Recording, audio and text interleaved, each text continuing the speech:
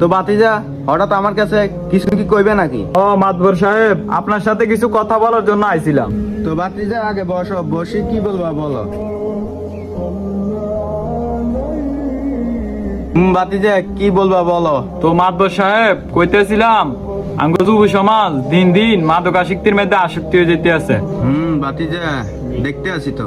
মাতবর সাহেব, আই রাস্তা দিয়ে আইবার সময় দেখলাম তো ওই যে বাসমুড়াটা আছে না, এটার মধ্যে বই বই দুইটা হলা মাদক খাইতে আছে। বাতিজা বলো এটা নিয়ে কি করা যায়? কি করবেন এটা নিয়ে? এটা নিয়ে একটা সালিশের ডাক দেন। বাতিজা ঠিক বলছো, এটা নিয়ে একটা সালিশ দেওয়ার দরকার। চাচা এখন বলেন, এটা নিয়ে কোন দিন সালিশের আয়োজন করবেন? আচ্ছা, শুক্রবারে তো সবাই ফ্রি থাকে, শুক্রবার এই দেই। তো মাতবর সাহেব কথা এটাই রইল, আমি উঠলাম।